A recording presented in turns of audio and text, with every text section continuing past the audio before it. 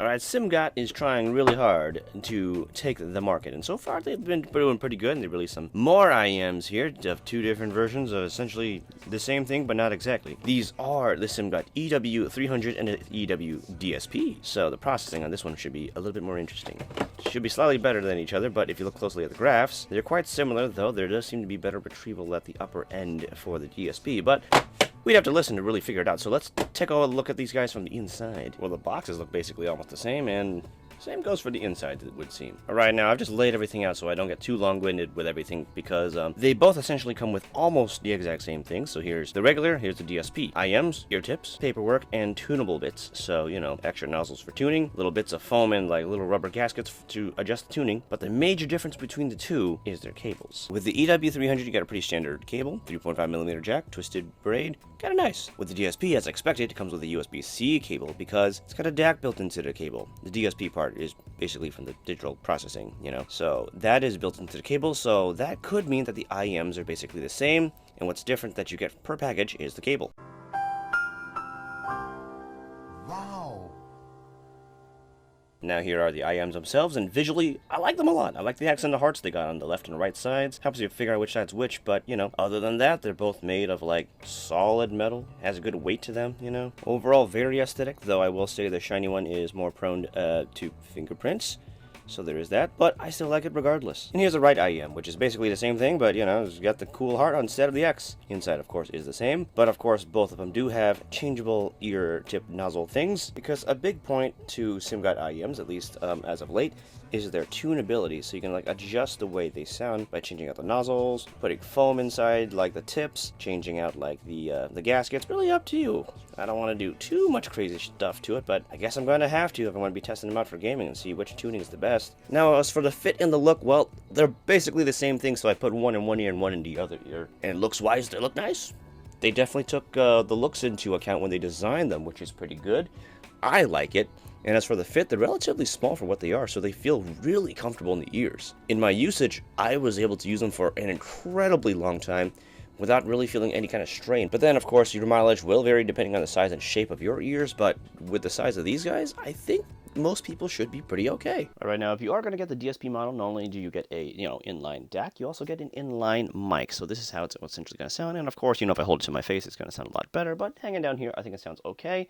And for an inline mic, I think it does a pretty good job, so if you're going to be using it for calls, chats, and video games and whatnot, assuming you have a USB-C port on whatever device you're going to be using this on, this is how the mic is going to sound. Alright, now before I start, I should mention, I did reach out to Simgot to double check on like if these are essentially the same IEMs with a different cable, and that is indeed the case. Whichever one you get, you are getting the same exact IEM, but with the DSP model, you get the cable that has the built-in, you know, DAC, as well as, you know, the mic. Whereas with the regular one, you get a regular cable. This, unfortunately, does not make this review much less complicated, because I did try to write scripts for this because I knew there was a lot to do because these are tunable and there's just too much to say, but at the end of the day, I did manage to figure out a way to try to keep this video a little bit more concise instead of running on for 25 minutes. Alright, now let's just get started with like talking about the sound of these guys, starting with the non-DSP model in its stock configuration, basically how it comes out the box. So the sound overall is really, really good. I was quite surprised for the price. I think the tuning is really good and gonna be great for gaming, which I definitely was right about, which I'll get into later. But first, let's talk about, like, you know, what it essentially sounds like. Now then, the stock configuration of the EW300 is the nozzle with one red little like gasket on it. So with this configuration, it has a warm-ish kind of sound. The reach into the sub bass is pretty good. It's got a pretty decent rumble. Moving up, we got a really good punch, and overall the bass is very clean and articulate without being too powerful and overpowering anything else, while still giving you a decent amount of feel. Is it like, you know, bass head level? Not exactly, but I think a bass head would be pretty okay with it. For most people, you guys should be generally very satisfied with it. And because it doesn't cloud over anything else, the mids come out also very clear and very detailed. Not like a super mega like ultra clarity level details where it's like very, you know, kind of analytical, but it does have a lot of it to the point where it gives you, you know, a lot of the detail retrieval without making it sound boring and sterile, you know. I will mention though that I did notice a slight recession in the mid section, especially at like the lower mids, but once you get to like the mid mids, upper mids, it does come back up and it seems a bit more pushed forward. And, you know, that being said, moving into the highs, once again, pretty good clarity, good detail, and it surprisingly has a really nice reach without ever getting harsh or shrill, so that's kind of nice. Though I will say the higher it goes, it starts to get a bit more recessed, but it still does have that reach, which is nice. It just doesn't come off as very bright, but there are sparkles of brightness here and there in the high section, just not like at the very upper end. Soundstage wise, it is large for an IEM. Granted, IEMs have a small soundstage, as you may know, but for an IEM, it is pretty big, and I did like how the size was. It did sound like it was like outside my ears at times, which is great, and the shape of the stage is relatively round. It's got a decent amount of height actually, and it utilizes the stage well, so we have a pretty good degree of sound separation, and then this also then plays into imaging, which is also relatively pretty damn precise. This then makes it very good for gaming, but before we get into that, I should talk about the DSP model and how that's a little bit different, because while it is the same IEM, the cable has a DAC, and it does change the sound a little bit. What the DAC seems to do with the sound, essentially, is give you more resolution and a lot more detailed retrieval, but I do think it does give a slight more push into like the mid-range, as well as bringing out the low end a lot more, because while on the non-DSP model, you know, no DAC, the bass has a pretty good reach. I think the bass reach was much nicer on the DSP model because of the DAC built in. It was more prominent, and I felt like the retrieval of the sound at that low end was really good, and the resolution there was also really good. I do feel like it does give a slight forward push to like the mid section that might be a little bit recessed, but it's still kind of recessed, just like on the non-DSP model, but it is less so we still get more of that. Overall sound is just higher quality, essentially, with the DAC built in. Of course, you know, if you already have a DAC that you can plug these into, then, you know, that remedies the situation. But if you want like a really compact DAC on the go built into the cable, well, you know, that's where this guy comes in, essentially. So there's that benefit. Now with the DSP model, I also do think that the upper end seems to be retrieved a little bit better. It's not like crazy noticeable, but I did notice I was getting more from the upper range on the DSP model than on the regular one. The highs just seemed a little bit more forward in places where it wasn't on the non-DSP model, without getting shrill. But at times I do feel like at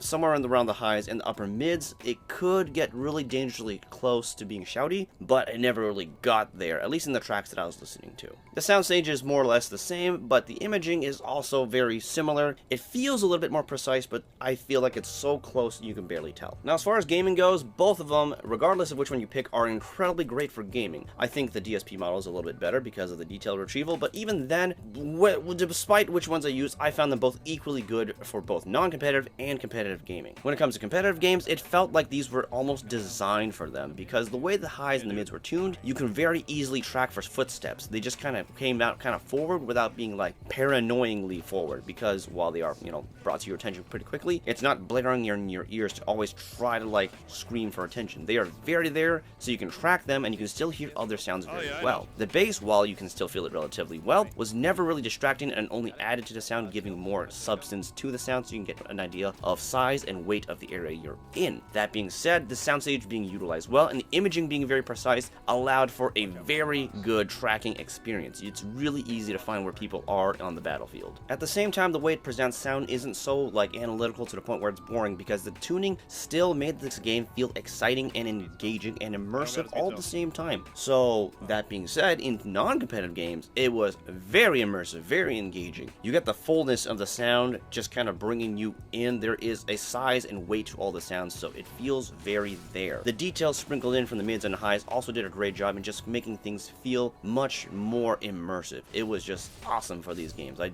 really liked these. It was an amazing, immersive, engaging experience. It was fun and impactful. So overall, these are a very good set for both types of games. And if you can use the DSP model, it's even more so the case, because you get extra resolution, extra detail, and the way it presents the sound just feels almost like cinematic. Now this is all really amazing because these are how my experience was when they're in their stock configuration. I hadn't changed out like the nozzles and, you know, added custom stuff to it yet, so I should get into that. But in my honest opinion, I think the stock is the best. But if you do want to change it out from like say the red nozzles to like the purple nozzles give you more of a standard, like stereotypical warm sound. Things become more smoother, more musical. You lose a bit of detail for more increased like smoothness and musicality. You still retain like the soundstage and imaging, but you lose out a little bit on details as they kind of smoothen out, like I mentioned before. Suavemente, you know? You essentially get like a more relaxed version version of the stock variant, and the sound was very much like reminiscent of like the Ario 1s, whereas in the stock configuration, the sound is more reminiscent of the Ario 2s. I did notice that it also came with these little foam inserts you can put inside the nozzles, and these essentially kind of soften the blow of the sound a little bit more to also furthermore relax the sound. Personally, I didn't really prefer it that much. I found the sound on the either like the purple nozzle or the, you know, the red nozzle, red gasket, whatever, to be adequate without the little thing. But if you do like a more smooth, more relaxed sound, then I can imagine some of you guys actually wanting to put it in there to adjust the sound a bit. In the context of gaming, if you're using the purple gasket nozzles versus the red ones, your really great experience comes down to more like a pretty good experience, I'd say. It is more relaxed, as, you know, at least in like the competitive scene. But on the less competitive side, I think that's subjective. Personally, I still preferred the red tips because I like the extra detail, but if it's like too much for you and you don't want that incredible intensity, I think the purple gasket ones will help relax things out and allow you to have less of more an intense experience in case you feel like that's a bit much for your ears. What I'm then essentially finding is that like the red nozzles give more of an intense, engaging experience with more forwardness, whereas the purple nozzles or the purple gasket nozzles are more relaxed and smoothened out. And this is of course regardless of which cable you use, though I will say that, you know, if you put the purple nozzles on the purple gasket nozzles on the DSP cable, you still get more detail retrieval still there compared to like on the you know, the non-DSP model. But that makes sense. It's got that built-in DAC for that, you know. Now, with all that being said, I have a general idea of how much these things are going to cost. I wasn't given an exact price yet because these are like, you know, these were sent to me early essentially, and they're still trying to figure out the price. They haven't put it out there yet, but from the guesses that they gave me, it seems pretty good, and these are the prices. And all things considered, these, I think, have dethroned the Moondrop Aria series that I usually would say is my main pick for most people. I often recommend the Moondrop Arias for most people, as well as like any other things around that range from Moondrop. But at this point, the Simgot EW300s, I think, have taken their place because they just fit the bill for so many things. At the price that you get them, whether you're getting like, you know, the DSP model in case you want that DAC or not, the sound is just that good. If you're leaning more towards like a slightly more, you know, intensive, brighter sound, you can just use the stock tips and you get a sound that's comparable or similar to like the Katos, the Aria 2s or Starfield kind of line series, or, you know, Starfield 2 line series. But if you want something more relaxed, you can just change it to the purple like gasket tips, in which case you essentially get something more chill like the Aria 1s, you know, because some of you guys still like that sound. So that being said, as of this current time, the Simgot EW300s are my primary recommendation if you're looking for an IEM to do it all for your gaming needs, whether it's competitive or non-competitive. And you don't even have to worry about buying different sets of, you know, like IEMs in case you want something more relaxed and intense for different situations, because you can just change out the nozzles in case you want to do that. You get the customizability here, so you have one set to do them all, and even then, you might just stick with one configuration and call it a day. For me, that's the stock configuration, and I'm good to go. I like these a lot. It's pretty incredible what they did. And on a bonus, I think they also look really good, because a lot of IEMs out there kind of are boring or lame. This one seems to like cater to my likes. I mean, I don't know. There's something about like the heart and the X. It just kind of feels right. It's like great for gamers, great for regular people without being too edgy.